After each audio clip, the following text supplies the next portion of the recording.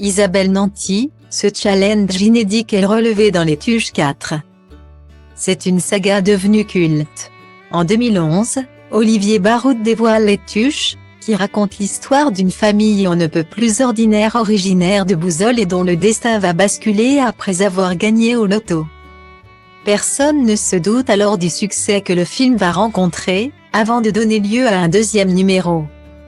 Puis un troisième et enfin, un quatrième.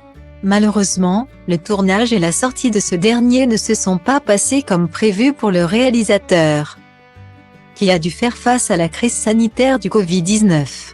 Nous nous sommes dit au revoir le vendredi soir en pensant nous revoir le lundi. Et dimanche le mail partait pour dire que tout s'arrêtait. Avec 60 personnes sur le plateau en permanence. Nous ne pouvions nous permettre ce risque, on discutait beaucoup avec le producteur, Richard Grandpierre. Notamment sur l'opportunité de tourner des scènes nécessitant des centaines de figurants. Personne ne se serrait plus la main, chacun avait son gobelet et le gel coulait à flot.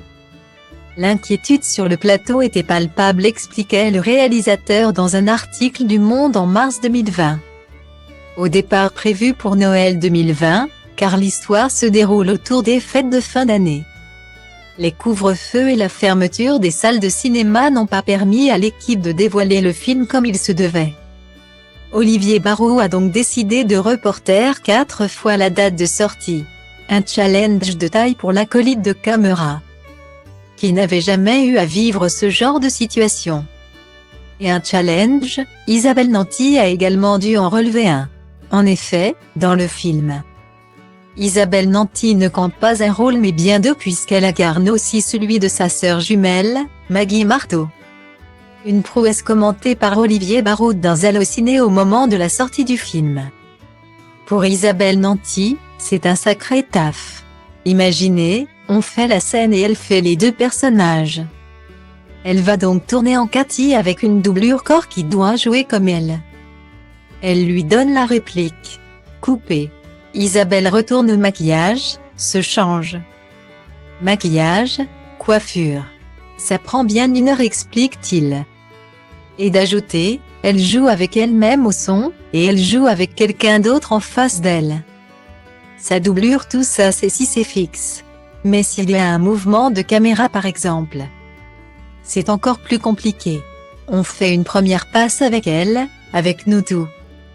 Tout va bien. Et on s'en va tous, là c'est terrible pour elle, et ils mettent des pics avec des boules travelling motion comme des balles de tennis. Et là elle regarde les balles de tennis. C'est hyper dur. Techniquement, c'est assez simple quand même. Mais c'est pour les actrices, les acteurs. Là faut vraiment être concentré, connaître son boulot. Si vous débutez dans le métier, c'est même pas la peine d'essayer. Preuve, s'il en fallait une. Qu'Isabelle Nanty n'a plus rien à prouver en termes d'acting.